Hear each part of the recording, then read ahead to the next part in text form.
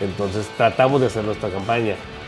Luego entonces, si pones a una persona que nunca ha estado cercana a la política a hacer campaña con tantos candados, pues obviamente el resultado es el que obtuvimos. Tendría que ser distinta. Tendría que ser distinta, incluso a lo mejor en otra fecha o una extraordinaria, pero sí tendríamos que ir sensibilizando y sociabilizando esta reforma.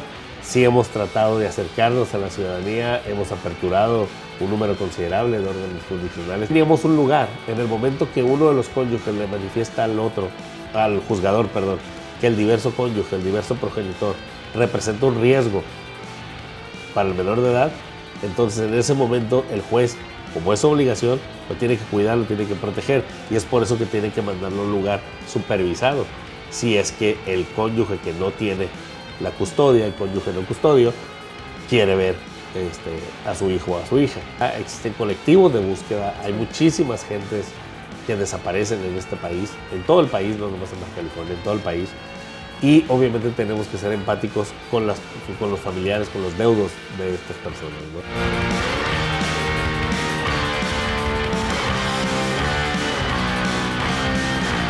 Isaac Fregoso, presidente del Poder Judicial en Baja California, gracias por aceptar esta charla y por recibirnos en su oficina. Gracias, no, al contrario, muchas gracias por venir aquí a platicar. Presidente, el próximo 1 de septiembre de este 2025 inicia, digámoslo así, una nueva etapa para el Poder Judicial. Iniciará en todo México, pero en particular en el caso de Baja California, en lo que corresponde, y llegan por primera vez o van a ocupar cargos por primera vez quienes fueron sometidos al voto popular. ¿Qué significa esto para el Poder Judicial que por primera vez se puso en este escenario? Bueno, primero que nada hay que expresar que el Estado de Baja California se va a renovar el 100% los operadores de justicia, es decir, jueces y magistrados van a ser renovados y ahora sí que van a tomar posesión, van a tomar protesta el día 1 de septiembre, como bien lo dices, la totalidad de los jueces de todas las materias y de los magistrados. ¿Qué representa para el Poder Judicial? Obviamente una doble obligación, puesto que ahora estamos legitimados por el voto popular, ahora fue la gente la que nos eligió, y si bien es cierto, el día de hoy tenemos un tribunal más transparente, más cercano a la ciudadanía, con esto es una doble obligación que tenemos nosotros de brindar el mejor servicio que tenemos y poner todas nuestras capacidades al servicio de la ciudadanía. El tema de la elección judicial en México dividió opiniones, hubo críticas fuertes a este proceso que por primera vez se dio, hubo y hay también dicho sobre si un juez que es electo por el voto popular responde a ciertos intereses políticos, si estará en riesgo alguna toma de decisiones que se den, ya sea por los jueces, por los magistrados o ministros. ¿Cómo responden ustedes a esto? Yo lo que quisiera manifestar, lo he dicho en diversos foros, es que efectivamente puedo decir, más del 99% de los casos, lo que es la independencia judicial no se verá afectada. La gente que manifiesta o que realiza ese tipo de manifestaciones es quizá porque no ha estado en el ámbito jurisdiccional. El momento que una persona, que un juzgador de primera instancia, de segunda instancia, le toca resolver, es totalmente autónomo e independiente. Máxime que ahora el voto fue elegido por la ciudadanía y va a ser un poco complicado que el ciudadano que te eligió, que votó por ti, que no sabemos quiénes fueron, venga y te exija determinada situación, ¿no? Ahora, algo que me gustaría precisar, algo muy importante de esta reforma, es que el periodo es muy largo. Es decir, los periodos son de 9 años constitucionalmente, el primero va a ser de menos de 9, pero son de 9 años y tú sabes que en política el tiempo es muy importante, el tiempo cambia. Entonces, las personas, ahora sí que los funcionarios, los políticos que estuvieron en el momento de la elección van a ser totalmente distintos a los que van a estar a los 3 años, a los 6, a los 9. Entonces no existe esa dependencia de lo que manifiestan algunas personas, ¿no? Que se rompen con ello. Ahora, en el caso de Baja California, sí me gustaría precisar que casi el 80% de la gente que fue elegida tiene carrera judicial. Es decir, solamente el 20-25% va a ser gente nueva, gente inexperta, gente que viene a aprender y sobre todo algo muy importante, gente que viene a refrescar al Poder Judicial, a darle una nueva visión. ¿Qué van a hacer con este 25% que llegan sin tener la experiencia? Muchos, en efecto, ya estaban incluso en funciones cuando son sometidos al voto popular, pero hay quienes nunca habían tenido esta interacción y hoy están al frente de la toma de decisiones. ¿Qué harán con ellos? ¿Tienen previstos cursos? ¿Tienen prevista ¿Cómo los van a capacitar? El día de hoy, hoy precisamente martes, hoy me reúno con lo que son los jueces de control electos en el estado. El día lunes 30 empieza la capacitación. Va a ser una capacitación diaria de 2 meses. Van a estar haciendo pasantías, van a estar en el lugar de su trabajo, y los propios jueces y los propios magistrados que están en funciones los van a capacitar. Es una obligación de parte del tribunal, de parte de un servidor, el capacitar a las personas que el 1 de septiembre van a estar al frente de un juzgado. Al ser la mayoría de los que van a conformar esta nueva etapa para el Poder Judicial de carrera, precisamente judicial, y usted está dentro de ellos, ¿cómo considera este método en lo particular, este método de elección? Es un método complicado, nuevo para los que nos dedicamos. Yo tengo 30 años en la carrera judicial, es algo totalmente ajeno a nosotros. Sí, yo creo que hay muchas áreas de oportunidad, hay muchos lugares que podemos mejorar y obviamente vamos a ir aprendiendo. Ciudadanía como nosotros, ¿no? Incluso los institutos y colegios electorales, ¿no? ¿Tendrá futuro? ¿Será para quedarse este método de elección Yo popular? creo que eso ya le correspondería a los políticos, a quienes hacen la ley, a los legisladores, que evalúen esta situación. Nosotros tenemos, ahora sí como observadores de la ley, teníamos una ley vigente, la tenemos que cumplir, y si queríamos permanecer como operadores de justicia, pues lo que teníamos que hacer pues era inscribirnos y concursar, ¿no? De acuerdo. ¿Cómo tomaron al interior del Poder Judicial ya los jueces, magistrados, ministros esta etapa? ¿Hubo quienes decidieron no participar? Sí hubo algunos. ¿Sabe cuántos? De la parte de nosotros somos alrededor de 145 jueces. Jueces que deliberadamente, así abiertamente me dijeron, yo no voy en esta nueva forma de elegir, alrededor de unos 4 o 5 personas. Jueces que no lo manifestaron, pero con su conducta se puede apreciar, alrededor de unos 15 más o menos. Estamos hablando de entre un 10 y un 15% los que ya no quisieron participar. ¿Qué tipo de conducta? ¿No mostraron interés? No mostraron interés, no hicieron ahora sí que como ellos iban en funciones, ellos pasaban automáticamente la boleta, pero tenían que registrarse, hacer su portal de redes sociales. No lo hicieron de una manera muy pasiva, entonces ya solamente esperaron a que transcurriera el tiempo, ¿no? ¿Qué va a pasar con ellos? ¿Van a terminar su Ellos todos función? todos nuestros mandatos terminan el 30 de agosto, el 1 de septiembre se toma protesta a los nuevos, y dependiendo del caso de cada uno, va a ser las prestaciones a las que tenemos derecho, a las que tienen derecho. ¿Qué es? ¿Una indemnización? ¿Es un haber de retiro? ¿Qué se va a aplicar? Algunos ya califican para el haber de retiro, que está previamente legislado, reglamentado, que ha sido aprobado por el Congreso de años atrás, pero algunos, dependiendo el tiempo que le quedaban en su nombramiento, es que se les va a liquidar acorde al tiempo que les quedaba en su nombramiento. Hay jueces que les quedaban todavía 3 o 2 años, pero hay jueces que les quedaban 4 meses, 3 meses, ¿no? ¿Han calculado ya esas compensaciones? ¿Afecta al recurso que tiene el Poder Judicial? Mira, es un recurso extraordinario, es un recurso que se ha platicado con el Ejecutivo, es la obligación que tuvimos. El Ejecutivo también fue muy responsable y confió el proceso electoral. Es por eso que era tan importante la situación de saber cuánta gente iba a permanecer y que esta gente pues obviamente no va a ser liquidada. Entonces la gente que no permanezca es el número de juzgadores que van a ser liquidados, y por eso es muy importante la conducta que tuviera el Ejecutivo. Tenemos estados como Chihuahua que se van la totalidad de los jueces y magistrados, entonces ahí sí es una responsabilidad por parte del Ejecutivo el tener que liquidar a todas esas personas, ¿no? Digamos que está asegurado ese recurso. Sí, está asegurado, lo hemos platicado. No es una cantidad muy grande, pero sí es una cantidad considerable. Estamos apenas sacándole cuentas. ¿Y tienen la cantidad de jueces que se irían? De jueces, si mal no recuerdo, se van 29. 29 jueces. 29. Que son los que se sometieron. Los que no se sometieron, los que se sometieron de una forma pasiva, y aquellos aún que se sometieron y que participaron, pero que no fueron afortunados en las elecciones, ¿no? De acuerdo. En su caso particular, Isa, ¿cómo se da su carrera dentro del Poder Judicial? Bueno, ¿Hace cuánto? Yo ingresé como meritorio, como todos los estudiantes que están al final de su carrera. Ingresé a un juzgado en la ciudad de Tijuana, en cerca del 95, 96, hace un poco más de 30 años. Mi primer nombramiento data del 97, ya como secretario actuario. Estuve en Tecate, luego posteriormente estuve en la ciudad de Tijuana como secretario de acuerdos, luego estuve proyectista, luego fui designado juez en el 2008 y 10 años después fui designado magistrado de sala aquí en la segunda sala civil, estuve primero en la quinta sala y en noviembre del 2020 fui elegido como presidente. ¿Cuánto dura el cargo como presidente? Dura 3 años con posibilidad de reelegirte. Yo concluí en el 23, mis compañeros, porque al presidente lo eligen los compañeros magistrados. En noviembre del 2023 decidieron confiarme su representación 3 años más. Terminaba en el 26, pero con esta reforma pues voy a terminar el 30 de agosto como todos. ¿Se puede buscar de nuevo la presidencia? Se puede buscar porque es un órgano nuevo. Ya sería cuestión de analizarlo en su momento, qué dicen nuestros compañeros. Hay ahora sí que mucho compañerismo, hay proyectos inconclusos, entonces vamos a platicar en la mesa los 17 magistrados y ya lo que decidamos entre todos hay que apoyar a quien represente al tribunal en su momento. ¿Y entre los 17 hay otros interesados en ser presidentes?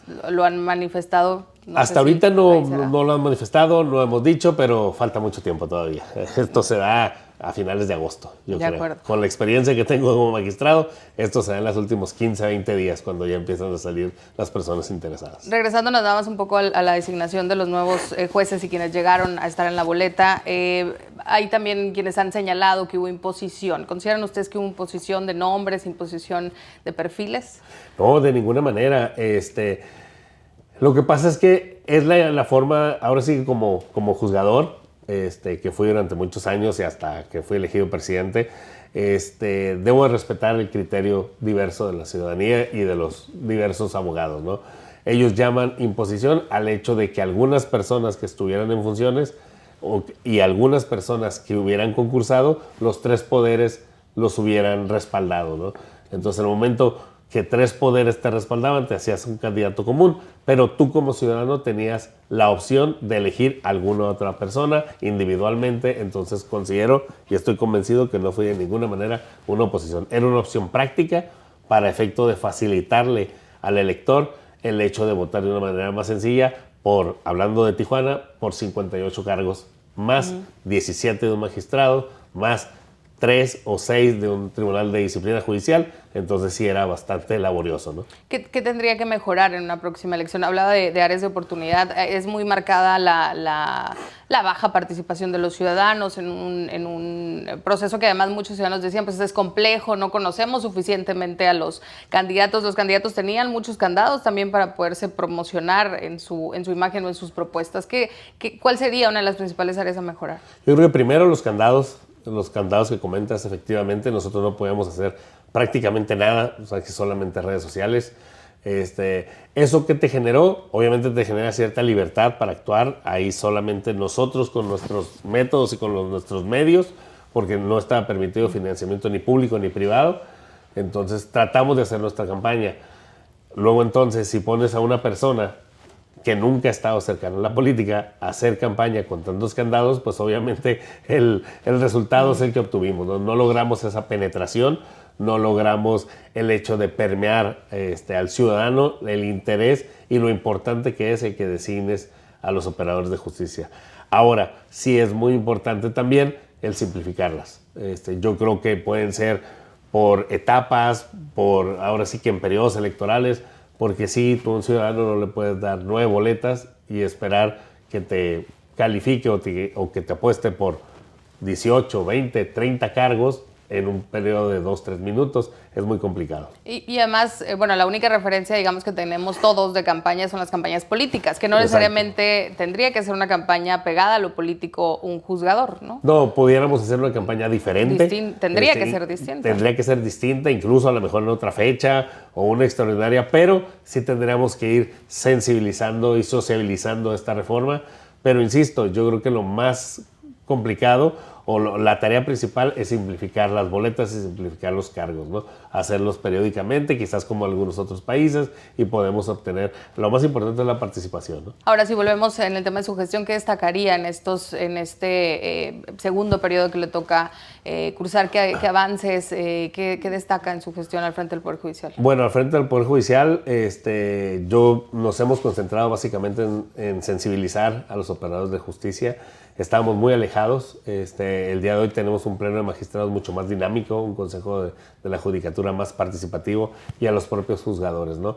Entonces, sí hemos tratado de acercarnos a la ciudadanía, hemos aperturado un número considerable de órganos jurisdiccionales, teníamos 90 cuando asumí la responsabilidad, el día de hoy tenemos 145, estamos hablando de un 70% más o menos, 70-75% más.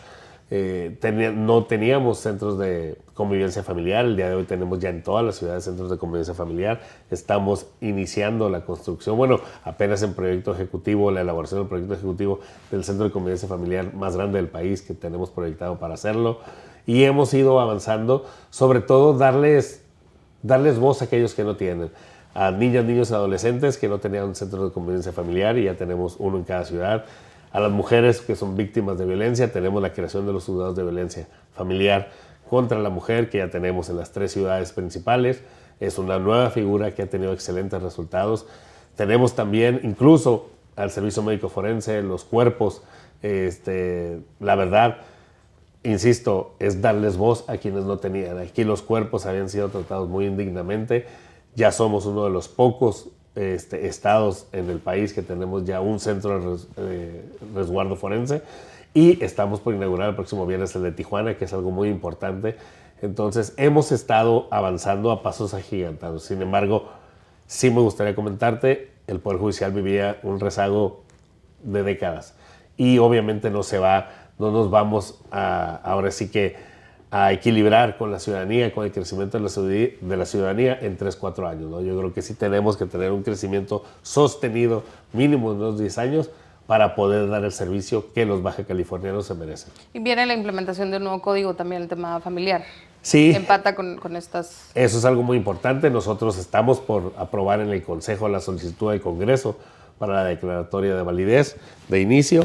Empezaremos en la ciudad de Rosarito, ahora a finales de este año, posteriormente en el primer trimestre nos iríamos a Ensenada y Tecate, y ya abordaríamos en lo que es el 27 a la ciudad de Mexicali y la ciudad de Tijuana, ¿no? Aquí lo que me gustaría agregar y sobre todo, no sé cuál sería la palabra, pero sí implorarles a los ciudadanos es que busquemos ya una forma alterna de solución de conflictos. No todo te lo tiene que resolver el juzgador. Tenemos un centro de justicia alternativa, vamos a tener mediadores privados, vamos a tener notarios también ya capacitados para ellos, negociadores. Y yo les puedo decir que la única esperanza que tenemos en esta nueva forma de juzgar es que la ciudadanía empiece a utilizar los métodos alternos de solución de conflictos. Si no, nos va a colapsar el sistema. ¿Hay un porcentaje en este momento de casos que se deriven a esas instancias? Mira, tenemos muy poco. Debe mejorar ese porcentaje. Debe mejorar. El código no lo permite, este nuevo ordenamiento legal no lo permite. Tenemos en materia familiar una junta anticipada, entonces donde el 100% de los asuntos se van a ir a esa mediación, a esa conciliación, y ahí podemos obtener grandes beneficios. Sin embargo, necesitamos que la ciudadanía lo utilice más. Es lo que a la postre debe ser mucho más importante que los juzgadores mismos, ¿no?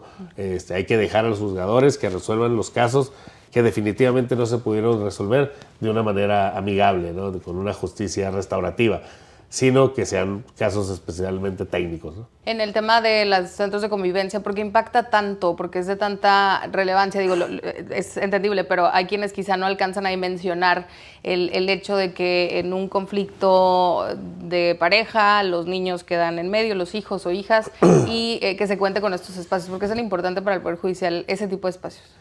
Fíjate, me voy a remontar un poquito de historia. Desafortunadamente, la materia familiar es la materia más sensible que tenemos. Incluso pudiera atreverme a decir, con temor a equivocarme, que hasta más que la materia penal. La ineficiencia a veces de los juzgados familiares termina siendo un generador de violencia. Durante años, y eso es una opinión netamente personal, durante años el conflicto se centraba en el divorcio. Teníamos un código que manejaba una teoría muy antigua de lo que era el cónyuge culpable, que incluso te penalizaban, de que no te podías volver a casar en determinado tiempo, de que no ibas a poder ver a tus hijos si eras el cónyuge culpable. A raíz de que la Corte avanzó y con estas teorías progresistas y libre desarrollo de la personalidad, llegamos a la conclusión de que, pues, basado en un famoso derecho a no seguir casado si no lo deseas de esa manera, pues tenemos lo que es el divorcio encausado. Es decir, que tú vas, le solicitas al juez que ya no quieres seguir casado y automáticamente te divorcia. Esto lo que generó a la postre, como opinión personal, insisto, es que lo que antes se peleaban entre los cónyuges por saber si eras o no el cónyuge culpable, ahora se pelean con los hijos. ¿Por qué? Porque ya te divorciaste. Tu litis, tu vínculo matrimonial se rompió. Pero entonces ahora, ¿cómo voy a empezar yo a ejercer poder sobre tu ex esposa o ex esposo? Pues a través, desafortunadamente, de las niñas o los niños, ¿no? O sea, lo otro quedó resuelto. Lo otro quedó resuelto, ¿no? porque se resuelve en 5 minutos. Se resuelve en el auto inicial. De hecho, al momento que contesta la demanda, ahí quedas divorciado. Pero desafortunadamente los adultos queremos seguir discutiendo. Queremos seguir litigando el asunto. Y si como ya no tengo ese vínculo, ya nadie es culpable, pues ¿sabes qué? Ahora no vas a ver a mis hijos. Ahora sí los vas a ver. Ahora los vas a ver cuando yo quiera. Entonces, ese conflicto se trasladó, desde mi punto de vista muy personal, a los hijos, a las hijas, y no teníamos un lugar. En el momento que uno de los cónyuges le manifiesta al juzgador, que el diverso cónyuge, el diverso progenitor, representa un riesgo para el menor de edad, entonces en ese momento el juez, como es su obligación, lo tiene que cuidar, lo tiene que proteger, y es por eso que tiene que mandarlo a un lugar supervisado, si es que el cónyuge que no tiene la custodia, el cónyuge no custodio, quiere ver a su hijo o a su hija. Entonces, en base a eso, necesitábamos lugares para que pudieran convivir y revincularse con los hijos, ¿no? Entonces, no teníamos ninguno. Hicimos uno en Tecate primeramente, en Mexicali también. En Mexicali ya abrimos 2. En Tijuana batallamos mucho, pero abrimos uno pequeño. En Ensenada ya tenemos 2. Y así vamos avanzando, pero sí es muy importante porque al final de cuentas es la célula de la familia. Y el hecho de que tú le des atención a un niño o niña a que vea a su papá, que tiene derecho a verlo, pues obviamente eso te va a generar amplias posibilidades de que sea un ciudadano de bien, ¿no? ¿Cuántos centros son, me decía, de convivencia? Son 2 en Ensenada, 2 en Mexicali, 1 en Tecate, 1 en Tijuana y estamos haciendo el otro. ¿Cuántos fueron? 2, 4, 6. 6 centros de convivencia familiar. Ahora, en el tema, hace unas semanas o unos días usted anunciaba un documento SFE con el compromiso del tema de energía, entiendo que es lo que será el resguardo forense en Tijuana, tal como lo tenemos acá en Mexicali. Ya lo vimos en Mexicali hace un año, si no me equivoco, este lugar. ¿Por qué es tan importante para el Poder Judicial voltear a ver ese tema, que a lo mejor es un tema, pues sí, muy sensible, pero también como complicado, ¿no? Al ser personas que pierden la vida de esa manera. Es muy complicado, es muy delicado sobre todo. Hay que mencionar que Baja California, aparte de Ciudad de México, somos los únicos estados que el Servicio Médico Forense está bajo nuestra custodia, bajo nuestra responsabilidad. Normalmente está con Fiscalía, solamente Ciudad de México y nosotros está en el Poder Judicial. Y es muy importante porque tenemos que ser empáticos con la ciudadanía, tenemos que ser comprensivos con la gente que pierde a un familiar. Entonces, o sea, lo hemos visto de unos años para acá, existen colectivos de búsqueda, hay muchísimas gentes que desaparecen en este país, en todo el país, no nomás en Baja California, en todo el país. Y obviamente tenemos que ser empáticos con los familiares, con los deudos de estas personas, ¿no? ¿Qué es lo que sucede o cuál es la ventaja? Que en el supuesto de que afortunada o desafortunadamente, yo siempre he tenido esa dualidad, que tú llegues como familiar de una persona desaparecida y encuentres que efectivamente está en el servicio médico forense, ahí estuvo un tiempo y que ahora ya no está, sino que estuvo en el servicio médico forense 1, 2, 3 o 5 meses y no fue reclamado, pues obviamente se fue a la fosa común.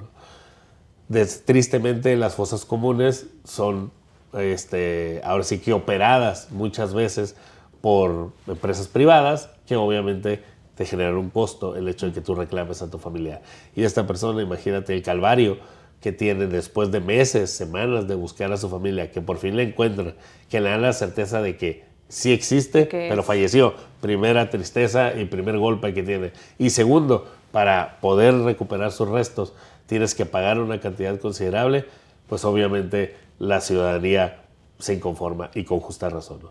¿Qué es lo que te da este centro de resguardo forense? Es que ya no los tienes que meter en una fosa común, ya tienes en un nicho bastante digno. Cambia el sentido por completo de la fosa común. Totalmente de la fosa común, y tienes un nicho para cada cuerpo. El problema de las fosas comunes es que en un nicho se establecen 2, 3 o hasta 4 cuerpos según el ordenamiento de cada estado. Entonces, aquí no, aquí estás en un solo nicho, un solo cuerpo, y el exhumarlo obviamente es mucho más sencillo, es gratis, y con eso pues ahora sí que el sufrimiento que tienen estos deudos es muchísimo menor. ¿Esto existe ya en otros estados de la Hay alrededor de unos 4 o 5 estados. Nosotros somos como el quinto o el sexto, no recuerdo. ¿Y había ese compromiso CFE? ¿Era lo que faltaba? Lo que pasa es que batallamos mucho. Ahora sí que casi a la par de que inicié con esta responsabilidad, iniciamos la búsqueda de un predio que se nos otorgara como donación o en comodato. Y batallamos mucho en la ciudad de Tijuana. Tijuana tiene un severo problema de tenencia, o sea, de tierra. O sea, no hay inmuebles, hay demasiada población. Pero por fin pudimos encontrar un terreno al gobierno del estado.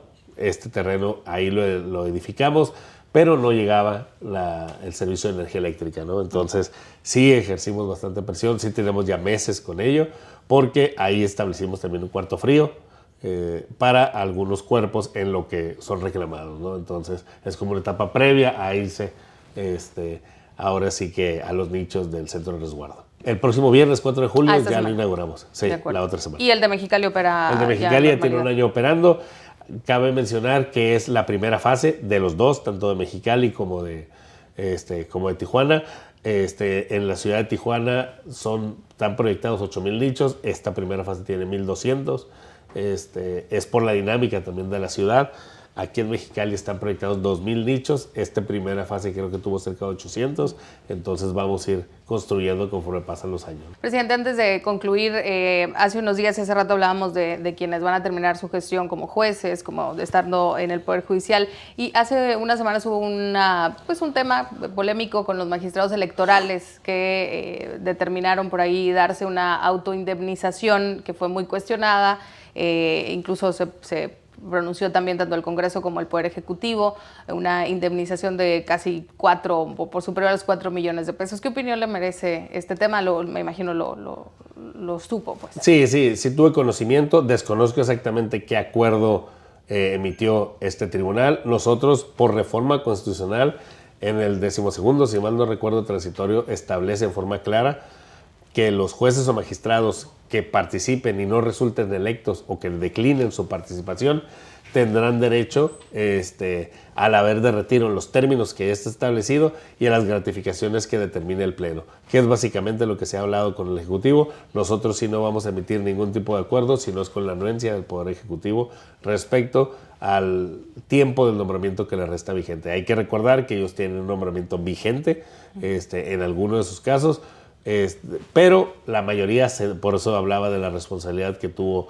estos comités de evaluación y estos del Ejecutivo, porque en la mayoría de los casos ya son nombramientos que ya están por fenecer. Entonces, sí, las cantidades no van a ser muy altas. De acuerdo. ¿El haber de retiro se nos puede recordar nada más en qué sentido está legislado? El haber de retiro está legislado para magistrados.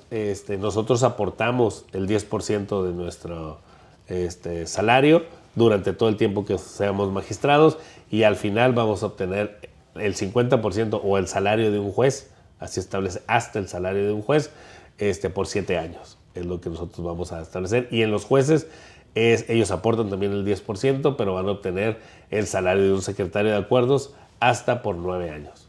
Isaac, le agradezco mucho esta entrevista. Al contrario, muchísimas gracias y estamos a sus órdenes. Gracias. Gracias.